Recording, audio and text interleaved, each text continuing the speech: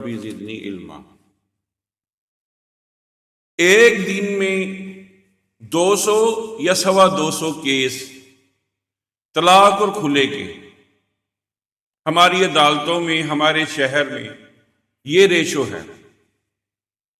آپ family court میں جو طلاق اور کھلے کے کیس ہر روز جن کی سماعت ہوتی ہے 200 سے زیادہ، 200 سے 250 تک، آپ اندازہ لگائیے کہ طلاق اور کھلے کا ریٹ، میں اپنے شہر کی سرگودا کی بات کر رہا ہوں، کہ کس قدر ہے۔ طلاق اور کھلے کی وجوہات کیا ہیں؟ بہت ساری وجوہات ہیں، جس میں ساس و سسر اور سسرالیوں کا بھی معاملہ بنتا ہے اور پھر بیٹی کا بھی معاملہ بنتا ہے۔ فرمایا سب لوگ اخلاق والے نہیں ہیں، کسی کے اخلاق اچھی ہیں، کسی کے اخلاق اچھے نہیں ہیں۔ فرمایا کہ سب لوگوں کے مزاج، طبیعت، رجحان ایک جیسے نہیں ہیں، کسی کے مزاج آپس میں ملتی ہیں، کسی کے مزاج آپس میں نہیں ملتے۔ وَاصْبِرْ عَلَىٰ مَا أَصَابَكَ، اللہ تعالیٰ فرماتی ہیں صبر کر اے پیارے حبیب، جو تجھے مصیبت پہنچی ہے اس پر آپ صبر کریں۔ ہمیں اپنی بیٹیوں کی اچھی تربیت کرنی چاہیے، بیٹیوں کے حوالے سے، بیٹیوں کی تربیت کے حوالے سے یہ ذمہ داری ماں باپ کو قبول کرنی چاہیے۔ ہم بیٹیوں کی تربیت کے حوالے سے یا بیٹیوں کے حوالے سے یہ سمجھتی ہیں کہ انہیں دنیاوی اچھی تعلیم دے دی جائے اور اسکول اور کالج کے حوالے کر دیا جائے۔ ہمارے تعلیمی ادارے ہمارے بچوں کی تربیت نہیں کرتے، نہ وہ دنیا کے لحاظ سے نہ دین کے لحاظ سے یہ سارے کے سارے یہ تعلیمی ادارے تربیت سے آری ہیں۔ یہ ماں باپ کی اولین کوشش ہونی چاہیے، یہ فرض ہے، فرض عین ہے کہ وہ اپنی اولاد کی خاص طور پر اپنے بچیوں کی اچھی تربیت کرے۔ آج ہمارے معاشرے میں طلاق اور کھلے کے ریشو بہت زیادہ بڑھ گئے۔ کیوں؟ کہ بہو ساس کو برداشت نہیں کرتی اور ساس بہو کو برداشت نہیں کرتی۔ حالانکہ دیکھا جائے بہو کے لیے ساس ماں ہے، ایک ماں جو وہ پیچھے چھوڑ کر آئی ہے، ایک ماں جو اس نے ساس کی شکل میں قبول کیا ہے۔ یہ ساس اور ماں، یہ سسر، یہ ماں باپ کی حیثیت بہو کے لیے حیثیت رکھتے ہیں، لیکن ہمارے ہاں برداشت کا مادہ کم ہے اور پھر یہ معاملہ ناقابل برداشت بن جاتا ہے، یہاں تک کہ نوبت طلاق اور کھلے کی آ جاتی ہے۔ تربیت کے حوالے سے ہم کیا کہتے ہیں اپنی بچیوں کو کہ سسرالیاں دی کوئی گال برداشت نہ کری، کوئی معاملہ بن جائے تو فوراً فون کر دی، ہر طرح دے معاملات تو آگاہ رکھی، پیچھے فوراً فون کر دی۔ یہ ہماری تربیت ہوتی ہے۔ حالانکہ ہمارے ماں باپ نے یہ تعلیم و تربیت نہیں دی تھی، یا آج سے 20-25 سال پہلے چلے جائیں، والدین کا اولاد اور بچیوں کے بسانے کے حوالے سے یہ انداز نہیں تھا۔ ماں باپ یہ کہا کرتے تھے کہ اب ہم نے تجھے بیاہ دیا ہے، اس گھر سے اب تیرا جنازہ اٹھنا چاہیے، ہر طرح کے معاملات کو برداشت کرنا ہے، اپنے خاوند کی اطاعت اور فرما برداری کرنی ہے۔ لیکن آج برداشت کا معاملہ بہت زیادہ کمزور پڑ گیا ہے، نہ بہو برداشت کرتی ہے، نہ ساس برداشت کرتی ہے، لڑائی جھگڑے عام ہیں اور پھر نوبت طلاق اور کھلے تک پہنچ جاتی ہے۔ آج ہر شخص اپنا حق مانگتا ہے، لیکن فرائض کو بھول جاتا ہے۔ حق مانگتا ہے، فرائض کو بھول جاتا ہے۔ جہاں ہم اپنا حق مانگتے ہیں وہاں پر ہمیں اپنے فرائض بھی ادا کرنے چاہیے۔ ہر شخص کی ذمہ داری ہے، ساس کی اپنی ذمہ داری، بہو کی اپنی ذمہ داری، خاوند کی اپنی ذمہ داری، سسر کی اپنی ذمہ داری، اور ہر شخص کو اپنی ذمہ داریاں ادا کرنی چاہیے۔ جہاں پر حقوق کا معاملہ رہا وہاں پر برداشت سے، صبر سے کام لینا چاہیے اور عدالتوں کے معاملات سے بچنا چاہیے۔ ہمارے ملک میں عدالتوں کو فیس کرنا کوئی عام کام نہیں ہے۔ کوئی آسان کام نہیں ہے، بڑا مشکل کام ہے۔ آپ لڑائی جھگڑے کا شکار ہوئے، عدالتوں کے دروازے آپ نے کھٹکھٹائے، لیکن آپ کو سکون نہیں ملے گا، آپ کو حق نہیں ملے گا۔ یہ عدالتیں، یہ بہت بڑی ہمارے ملک میں مصیبتیں ہیں، یہاں پر انصاف نہیں ملتا۔ فرمایا والذین یقولون ربنا ھب لنا من ازواجنا وذریاتنا قرۃ اعین وجعلنا للمتقین اماما، اور وہ لوگ جو کہتے ہیں اے ہمارے پروردگار ہمیں ہماری بیویوں سے ایسی اولاد عطا فرما جو ہماری آنکھوں کی ٹھنڈک ہو اور جو لوگوں کے امام ہوں۔ یہ دعا کرنی چاہیے کس کو؟ یہ دعا خاوند کو کرنی چاہیے کہ اللہ مجھے ایسی بیوی عطا فرما جو میری آنکھوں کی ٹھنڈک ہو۔ یہ بیوی کے لیے بھی دعا ہے، خاوند کے لیے بھی دعا ہے، سسر اور ساس کے لیے بھی دعا ہے، اور اولاد کے لیے بھی دعا ہے۔ خاوند دعا کرتا ہے اللہ ایسی بیوی عطا فرما جو آنکھوں کی ٹھنڈک بن جائے، جو پورے خاندان کی آنکھوں کا تارا بن جائے، جس سے ہمیں راحت و سکون حاصل ہو، جس سے مجھے ایسی اولاد حاصل ہو جو میرے لیے دنیا میں کامیابی کا زینہ بن جائے اور آخرت میں نجات کا ذریعہ بن جائے۔ بیوی دعا کرتی ہے اللہ مجھے ایسا خاوند عطا فرما جو میری آنکھوں کی ٹھنڈک بن جائے، جو میری آنے والی نسل کا صحیح وارث بن جائے، صحیح تربیت کرنے والا بن جائے۔ یہ بیوی دعا کرتی ہے۔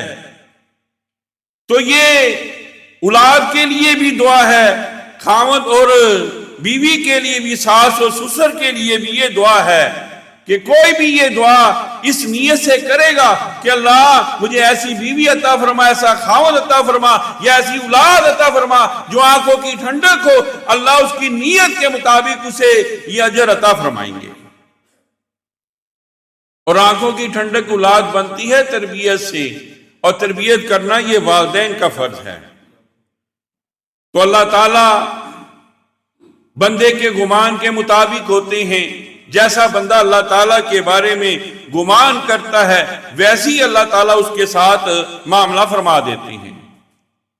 نبی صلی اللہ علیہ وآلہ وسلم کے پاس ایک صحابی رسول ہیں، ایمان قبول کرتے ہیں، کاروبار کرتے ہیں، کارولاگ میں 4 لاکھ درہم کا اضافہ ہوتا ہے، منافع ہوتا ہے۔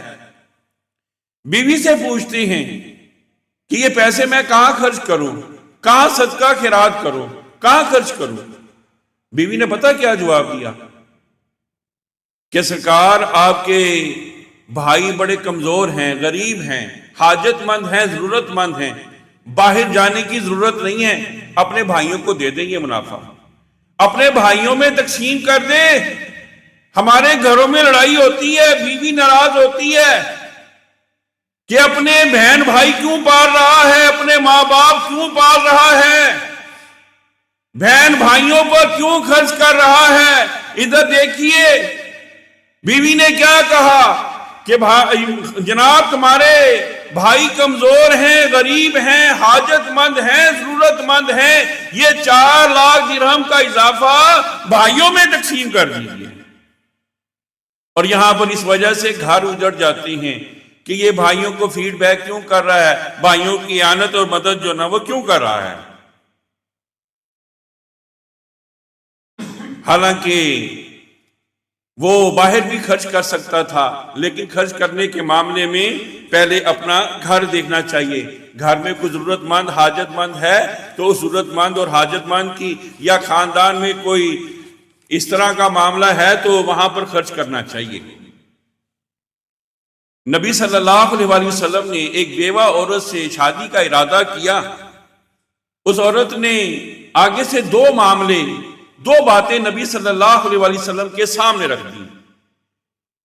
کہنے لگی میری 2 بچیاں ہیں، میں نہیں چاہتی کہ میں آپ سے شادی کر لوں اور وہ بچیاں آپ کے لیے آزمائش بن جائیں، اور آپ عبادت کر رہے ہوں، نماز پڑھ رہے ہوں تو یہ آپ کو تنگ کریں۔ اور پھر دوسرا، میں اپنے مزاج میں سختی پاتی ہوں، میں نہیں چاہتی کہ اپنے میں مزاج کی وجہ سے آپ کے ساتھ کوئی ایسا بولوں کہ جس کی وجہ سے میری پکڑ ہو جائے۔ نبی کریم صلی اللہ علیہ وسلم فرماتے ہیں کہ میں ان دو بچیوں کی وجہ سے تو میں نے تجھے نکاح کا پیغام دیا ہے کہ میں ان کی کفالت کر سکوں، اور جب آپ میرے ماحول میں رہیں گی، میرے ساتھ رہیں گی، تو اللہ تعالیٰ یہ مزاج میں سختی ختم کر دیں گے۔ یہ اللہ کے نبی صلی اللہ علیہ وآلہ وسلم جواب دیتے ہیں۔ تو نبی کریم صلی اللہ علیہ وآلہ وسلم کو برداشت سکھلائی گئی ہے، اور آپ نے اپنی امت کو برداشت کا سبق سکھلایا ہے کہ برداشت کرنا ہے۔ نبی کے پاس مہمان آتا ہے، اللہ کے نبی صلی اللہ علیہ وآلہ وسلم اپنے گھروں میں وہ کھانے کے لیے ایک صحابی کو بھیجتے ہیں کہ جا کر دیکھ کر لا، تو ایک وقت کا کھانا میسر ہو تو لے آ، لیکن کھانے کے لیے کچھ بھی نہیں ملتا۔ کسی گھر میں بھی کسی حجرہ مبارک میں ایک وقت کا ایک آدمی کے لیے کھانا موجود نہیں تھا۔ آپ سوچیں گے پھر لوگ یا آپ کی بیویاں، آپ کی ازواج کیسے گزارا کرتی تھی؟ پانی اور کھجور کے ساتھ۔ 3 وقت تو وہ کھانا کھاتے ہی نہیں تھے۔ صبح اگر روٹی کھائی ہے تو شام کو، رات کو کھجور اور پانی کے ساتھ گزارا کر لیا، یہ معمول تھا۔ 6 دن اماں عائشہ صدیقہ رضی اللہ تعالیٰ فرماتی ہیں کہ ہمارے گھر چولہا نہیں جلتا تھا، کھانے کو کچھ نہیں ملتا تھا۔ اب آپ سوچیں کہاں نبی صلی اللہ علیہ وسلم نے اپنی بیویوں کا خرچہ باندھا ہوا تھا، کہاں خرچہ باندھا ہوا تھا، کہاں کپڑوں کا، کہاں دودھ کا، کہاں بچوں کا خرچہ باندھا ہوا تھا۔ وہاں تو یہ حالت تھی کہ 6 دن کھانے کے لیے کچھ نہیں ملتا تھا، پانی اور کھجور کے ساتھ گزارا کرنا پڑتا تھا۔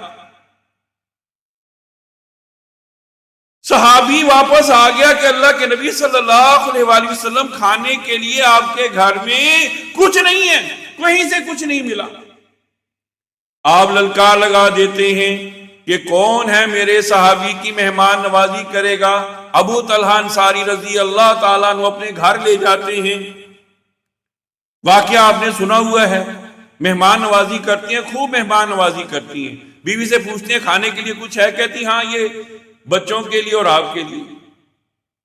کہنے لگے کہ اللہ کے نبی کا مہمان ہے، اس کی مہمان نوازی کرنی ہے، آپ کھانا رکھ دینا، میں کوشش کروں گا کہ مہمان زیادہ سے زیادہ کھائے، میں اس کے ساتھ ویسی شیئر کر لوں گا، آپ اندھیرا کر دینا، مہمان محسوس کرے گا کہ کھانا میرے ساتھ مہمان بھی کھا رہا ہے، میزبان بھی کھا رہا ہے۔ تو اس طرح کر کے مہمان نوازی کی۔ اللہ تعالیٰ نے نبی کریم صلی اللہ علیہ وآلہ وسلم کو وحی کے ذریعے بتا دیا۔ صبح کی نماز میں ابو طلحہ انصاری رضی اللہ تعالیٰ نبی صلی اللہ علیہ وآلہ وسلم کے پیچھے نماز پڑھتے ہیں۔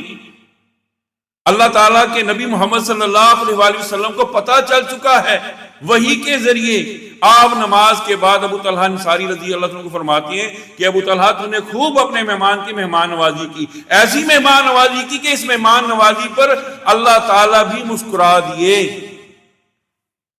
اللہ تعالیٰ نے بھی تبسم فرمایا، مسکرائے، تیری مہمان نوازی ہے ابو طلحہ اتنی زیادہ اللہ تعالیٰ کو پسند آئی کہ اللہ تعالیٰ نے تبسم فرمایا، اللہ تعالیٰ تیری مہمان نوازی پر مسکرائے۔ کہاں ہیں وہ بیویاں جو اپنوں پر، اپنے بچوں پر، اپنے خاوند پر دوسروں کو ترجیح دیتی ہیں اور ایسے گھر چلاتی ہیں؟ کہاں ہیں وہ بیویاں، کہاں وہ نیک عورتیں جن کی ترجیحات آخرت ہے، جن کی ترجیحات جنت ہے، جن کی ترجیحات عذاب الہی سے، جہنم کے عذاب سے بچنا ہے؟ خندق کے موقع پر جابر رضی اللہ تعالیٰ عنہ نبی صلی اللہ علیہ وسلم پر کمزوری کے آثار دیکھتے ہیں، آپ کو بھوکا پیاسا دیکھتے ہیں، گھر آتے ہیں، گھر آ کر بیوی سے پوچھتے ہیں کوئی کھانے کو کچھ ہے؟ کہنے لگی کچھ تھوڑے سے جو کے دانے ہیں اور یہ بکری کا بچہ کھڑا ہے، کہتے تو اسے ذبح کر لیتی ہیں اور یہ جو کے دانے جو نا گوند لیتی ہوں، اس کی 2 چپاتیاں آپ کو بنا دیتی ہوں۔ کہنے لگے ہاں میں نے دیکھا اللہ کے نبی صلی اللہ علیہ وسلم بہت زیادہ بھوکے پیاسے ہیں، بھوک کے آثار، کمزوری کے آثار میں آپ کو دیکھ کر آ رہا ہوں، چل تو ایسے ہی کر، یہ بکری کا بکرا، یہ بچہ ذبح کر اور یہ آٹا گوند، میں اللہ کے نبی صلی اللہ علیہ وسلم کو جا کے کہہ دیتا ہوں۔ کہ اللہ کے نبی صلی اللہ علیہ وسلم ظہر کی نماز کے بعد آپ نے ہمارے گھر کھانے آنا ہے۔ ایسے ہی ہوا، جا کر دعوت دے دی۔ نبی صلی اللہ علیہ وسلم 1400 صحابہ نبی کے ساتھ خندق کھود رہے تھے، سارے صحابہ میں کھڑے ہو کر اعلان کر دیتے ہیں آج جابر نے ہماری دعوت کی ہے، جابر رضی اللہ عنہ کے گھر نماز کے بعد جانا ہے۔ جابر رضی اللہ تعالیٰ عنہ بھاگے بھاگے گھر آتے ہیں، آ کر ساری بات سناتے ہیں۔ بیوی نے پتہ کیا کہا؟ ٹھیک ہے، ہمارے پاس جو کچھ ہے ہم آپ کے سامنے رکھ دیں گے، اللہ جانے اور اللہ کا نبی جانے۔ کیسی صابرہ عورت، وہ رونا پیٹنا نہیں ڈال دیا، خاوند کا حوصلہ بڑھاتی ہے، کہنے لگی کوئی گھبرانے کی بات نہیں ہے، ہم نے جو کچھ اہتمام کیا ہے پیارے حبیب محمد صلی اللہ علیہ وسلم کے سامنے رکھ دیں گے۔ اور پھر اللہ کے نبی صلی اللہ علیہ وسلم کا معجزہ دیکھیے میدان جہاد میں، کہ نہ وہ روٹیاں ختم ہوئی نہ وہ سالن ختم ہوا، 1400 صحابہ پیٹ بھر کر روٹی کھاتے ہیں۔ بیان کرنے کا مقصد کیا ہے؟ اس عورت کی بات کرنا، اس عورت کے جذبے کو سلام کرنا کہ خاوند کا حوصلہ بڑھایا، نہ شکری نہیں کی۔ اور پھر کیسا توکل اللہ پر، کیسا توکل نبی صلی اللہ علیہ وآلہ وسلم پر، اور پھر کیسی سوچ اور تربیت کہ آخرت کو ترجیح، جنت کو ترجیح، نبی صلی اللہ علیہ وآلہ وسلم کی اطاعت اور فرما برداری کو ترجیح۔ آپ اندازہ لگائیے، تو قرون اولیٰ کی صحابیات ایسی عورتیں تھیں۔ یہی صحابی ہیں ام سلیم، ابو طلحہ ان کو نکاح کا پیغام پہنچاتے ہیں کہ مجھ سے نکاح کر لیں ام سلیم کو۔ ام سلیم کہتی ہیں کہ آپ کافر ہیں اور میں مسلمان ہوں، مسلمان کا کافر سے نکاح نہیں ہو سکتا، ہاں اگر آپ مجھ سے نکاح کرنا چاہتی ہیں، شادی کرنا چاہتی ہیں تو پہلے مسلمان ہوں۔ ابو طلحہ مان جاتے ہیں اور شادی کا حق مہر پتہ کیا مقرر ہوا؟ یہی مسلمان ہونا۔ ام سلیم کہتی ہیں کہ آپ مسلمان ہو جائیں، میرا حق مہر یہی ہوگا کہ آپ مسلمان ہو گئے ہیں۔ ابو طلحہ انصاری مسلمان ہو جاتے ہیں، ام سلیم سے نکاح کر لیتے ہیں، اللہ تعالیٰ بیٹا عطا کرتے ہیں۔ ابو طلحہ بزنس ٹور پر جاتے ہیں، واپس آتے ہیں، بچہ ہے لیکن وہ فوت ہو چکا ہے، بیوی نہیں بتاتی، اپنے خاوند کی حاجت ضرورت پوری کرتی ہے، خدمت کر کے پھر رات کو بتاتی ہے کہ ابو طلحہ اگر کسی کی امانت واپس کر دی جائے تو کیسا ہے؟ کہنے لگے یہ تو بہت اچھا ہے۔ پھر فرماتی ہیں کہ ہمارا بیٹا اللہ کی امانت تھا، اللہ نے اپنی امانت واپس لے لی۔ تو تھوڑا سا ناراضگی کا اظہار کرتے ہیں کہ آپ نے مجھے پہلے کیوں نہیں بتایا؟ فرمانے لگی کہ آپ سفر سے آئے تھے، تھکے ہوئے تھے، میں نے مناسب نہیں سمجھا، اس لیے میں نے آپ کو نہیں بتایا۔ صبح کی نماز پڑھنے کے بعد نبی صلی اللہ علیہ وسلم کے پاس تشریف لے گئے کہ اللہ کے نبی صلی اللہ علیہ وسلم آج رات میرے ساتھ یہ معاملہ ہوا ہے۔ نبی کریم صلی اللہ علیہ وسلم دعا فرماتے ہیں کہ اللہ تعالیٰ اے ابو طلحہ تجھے برکت عطا فرمائے۔ ایک اور بیٹا اللہ تعالیٰ عطا فرماتے ہیں، اس بیٹے کا نام نبی کریم صلی اللہ علیہ وسلم رکھتے ہیں عبداللہ، اور اس کو گھٹی دیتے ہیں۔ محدثین سے بیان کرتے ہیں ابو طلحہ کو جو اللہ نے بیٹا عبداللہ عطا فرمایا، جس کو نبی صلی اللہ علیہ وسلم نے گھٹی دی تھی، اس کے 12 بچے ہوئے، 12 کے 12 حافظ قرآن، دین کے سپاہی، حافظ قرآن۔ اللہ تعالیٰ نے دین کی خدمت کا کام لیا، ابو طلحہ کو اللہ تعالیٰ نے ایسے نوازا۔ کہاں ہیں وہ ایسی عورتیں جو خاوند کی اتنا خدمت کا جذبہ اپنے دل کے اندر رکھتی تھی، ان کے آرام کا، ان کے سکون کا، ان کے ہر طرح کے جذبات کا خیال رکھتی تھی۔ آج معمولی باتوں پر جھگڑے ہو جاتے ہیں، آج معمولی باتوں پر عورت زبان چلانے لگتی ہے، اور عورت کی زبان چلانا مرد برداشت نہیں کرتا۔ لڑائی جھگڑے پر نوبت آ جاتی ہے، پھر لڑائی جھگڑے یہ باہر نکلتے ہیں، پھر عدالتیں اور کچہریاں، اور پھر یہ طلاق اور یہ خلا کے معاملات، سارے کے سارے معاملات انسان کے لیے آزمائش اور بہت بڑی مصیبت کا باعث بن جاتے ہیں۔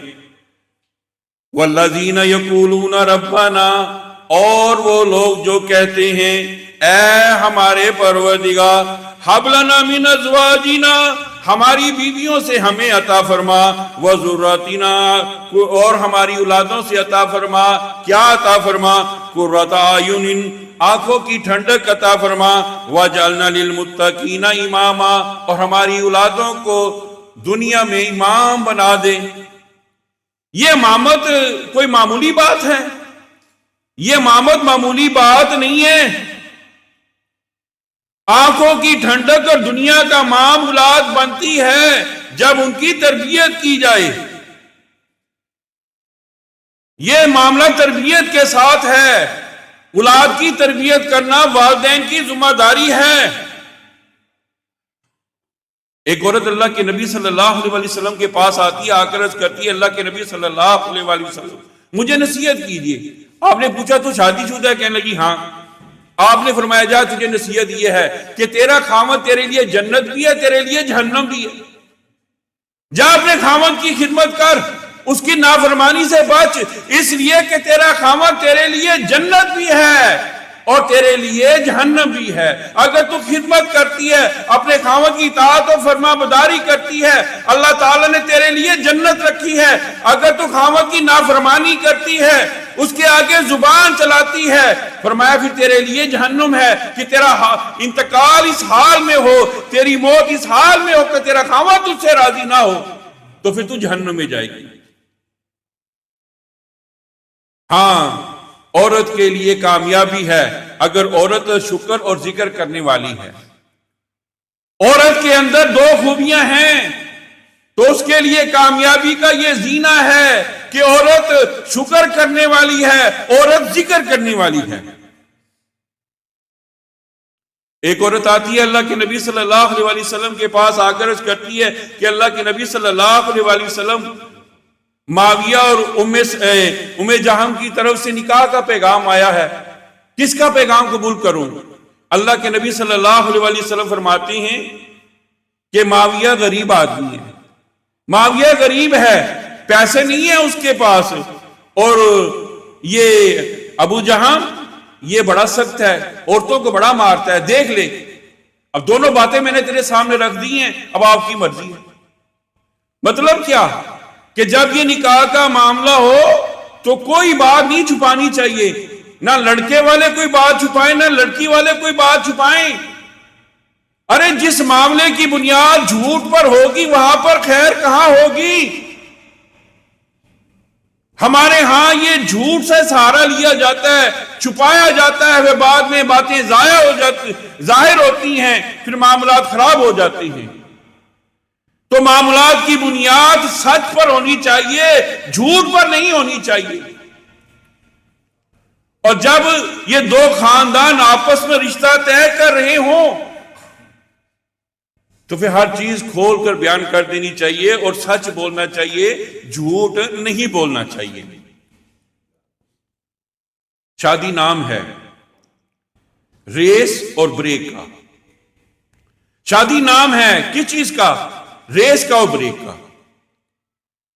ریس یہ ہے جو اللہ کہے وہ کرو، جسے اللہ روکے وہ رک جاؤ۔ شادی نام ہے ریس اور بریک کا۔ جس کی ریس اور بریک ٹھیک ہے، اس کا زواجی معاملہ ٹھیک ہے، اس کے گھر کے معاملات ٹھیک ہیں، اس کی اولاد کی تربیت ٹھیک ہے، اس کے گھر کے اندر اچھا گزارا ہوتا ہے، جس کی ریس بھی ٹھیک ہے اور جس کی بریک بھی ٹھیک ہے۔ ہم اکثر یہ ٹرک کے پیچھے یا ٹرالی کے پیچھے ایک جملہ پڑھتے ہیں، پاس کر یا برداشت کر۔ شادی کا معاملہ بھی ایسی ہے۔ اس کا مطلب یہی ہے کہ ریس اور بریک کا معاملہ ٹھیک ہونا چاہیے، پاس کر یا برداشت کر۔ یہ اکثر ٹرک کے پیچھے یا ٹرالی کے پیچھے لکھا ہوتا ہے۔ ہاں، جب شادی کی تھی، نکاح پڑھایا جا رہا تھا، تو اس وقت مسکرا مسکرا کر شرماتے شرماتے کیا کہتا تھا؟ قبول ہے، قبول ہے، قبول ہے۔ اب قبول کر، اب خرچہ اٹھا، اب اس کو اچھے انداز کے ساتھ رکھ، ظلم اور زیادتی سے بچ، ظلم اور زیادتی سے بچا، اپنی ماں کے ظلم اور زیادتی سے، اپنے باپ کے، اپنے بہن بھائیوں کے ظلم اور زیادتی سے بچا۔ اب قبولیت سے پیچھے، اپنی ذمہ داری کے پیچھے کیوں ہٹتا ہے؟ اب ساری ذمہ داریاں پوری کر۔ اس وقت تو مسکرا کر بڑے شرماتے شرماتے انداز سے تو نے کہا تھا قبول ہے، قبول ہے، قبول ہے۔ اب اپنی ذمہ داریوں سے کیوں تو پیچھے ہٹتا ہے؟ اب یہ قبول کر۔ اب تو سسرالیوں کو گالیاں دیتا ہے، ساس کو گالی دیتا ہے، سسر کو گالی دیتا ہے، اور بیوی کے بھائیوں کو تو گالیاں دیتا ہے۔ اب تیری یہ نوبت آ گئی ہے۔ نہیں، اسلامی چیز کی اجازت نہیں دیتا، نہ عورت کو یہ اجازت دیتا ہے کہ عورت اپنے خاوند کی، اپنی ساس اور سسر کی باتیں پیچھے پہنچائے شکایت کی شکل میں۔ نہ خاوند کو اسلامی چیز کی اجازت دیتا ہے کہ وہ اپنے سسرالیوں کو گالیاں نکالے یا برا بھلا کہے۔ یا ایھا الذین آمنوا اتقوا اللہ حق تقاتہ ولا تموتن الا وانتم مسلمون۔ اے ایمان والو، اللہ تعالیٰ سے ڈرو، اور مرنا تو اس حال میں مرنا کہ تم مسلمان ہو۔ مسلمان بن جاؤ، اللہ کی تابع فرمان بن جاؤ، اپنی ذمہ داریاں اور اپنے حقوق و فرائض کو پہچانو، اللہ تعالیٰ کی تابع داری فرما بداری اختیار کرو، ظلم و زیادتی سے بچو۔ کوئی ساس اپنی بہو پر ظلم و زیادتی نہ کرے۔ ہر ایک کا جتنا مقام ہے، چھوٹے کا، بڑے کا، چھوٹی بہو کا، بڑی بہو کا، وہ حق ادا کرے، اور اسی حساب کے ساتھ اپنے گھر کے اندر رکھے۔ جو بڑی کا حق بنتا ہے وہ بڑی کا حق ادا کیا جائے، جو چھوٹی کا حق بنتا ہے وہ چھوٹی کا حق ادا کیا جائے۔ خرابیاں اس وقت ہوتی ہے جب حقوق و فرائض سے ہٹا جاتا ہے، خرابیاں اس وقت ہوتی ہے جب چھوٹیوں کو بڑیوں پر ترجیح دے دی جاتی ہے۔ پھر انسان معاملات خراب کر بیٹھتا ہے، اسلامی چیز کی اجازت نہیں دیتا۔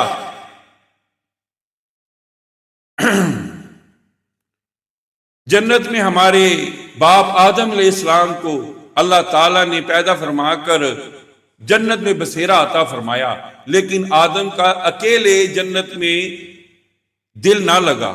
اللہ تعالیٰ نے ان کا جوڑا اما حوا، یعنی کہ ان کی بیوی، ان کا زوج اللہ تعالیٰ نے پیدا فرمایا اور انہیں جنت میں آدم علیہ السلام کے ساتھ رکھا۔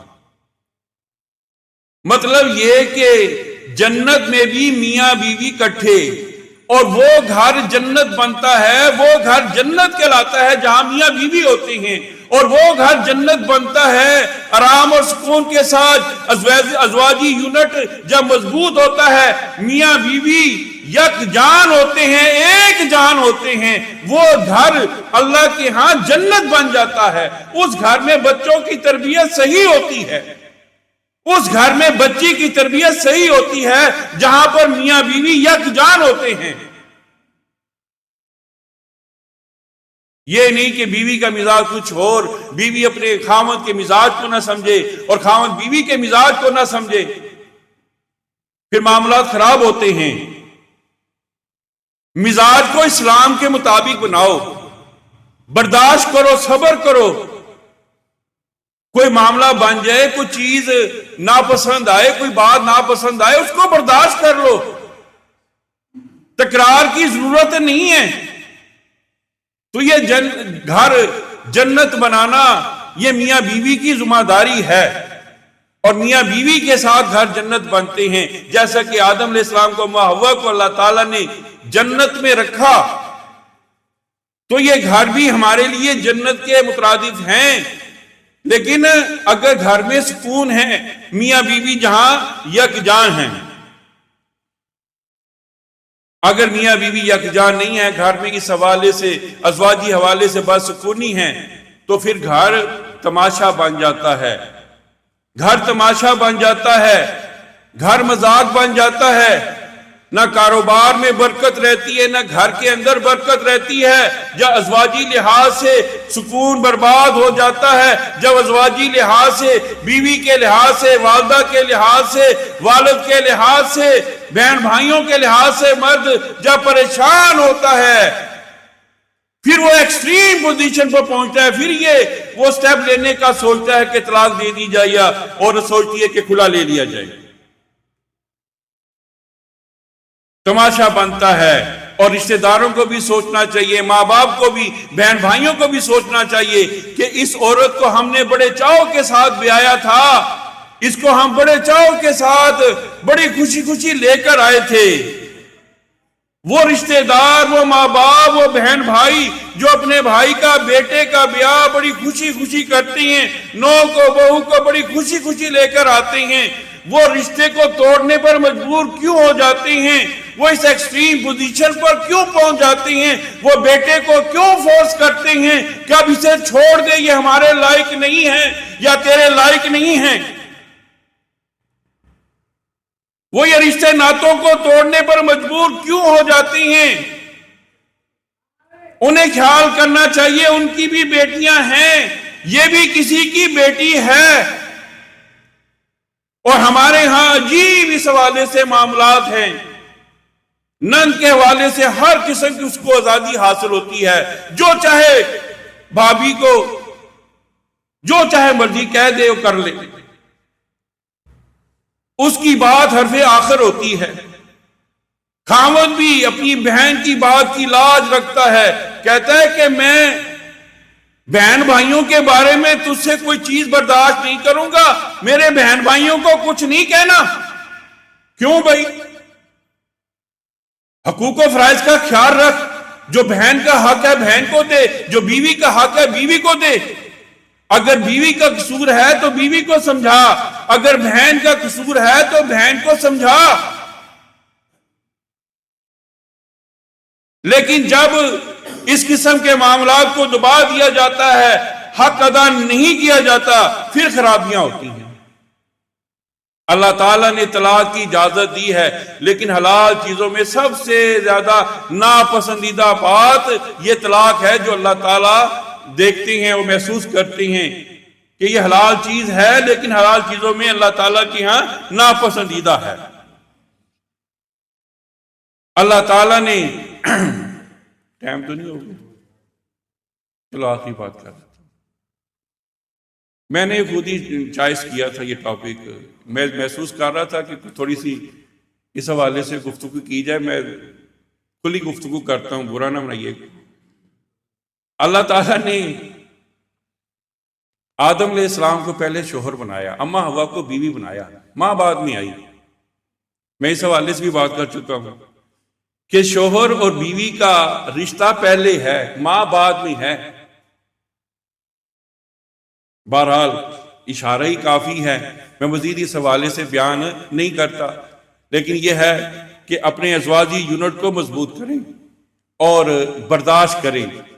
بیوی کے حوالے سے، گھر کو بسانے کے حوالے سے آپ کی ریس بھی ٹھیک ہونی چاہیے اور آپ کی بریک بھی ٹھیک ہونی چاہیے۔ ریس کے حوالے سے اللہ تعالیٰ نے قرآن مجید میں 500 حکم صادر فرمائے ہیں، 500 حکم مرد کے لیے اللہ تعالیٰ نے قرآن مجید میں صادر فرمائے ہیں۔ گاڑی اچھی وہی ہوتی ہے جس کی بریک اچھی ہو، گاڑی اچھا ہونے کے لیے بریک کا اچھا ہونا ضروری ہے، بریکیں بھی ہونی چاہیے، برداشت بھی ہونا چاہیے۔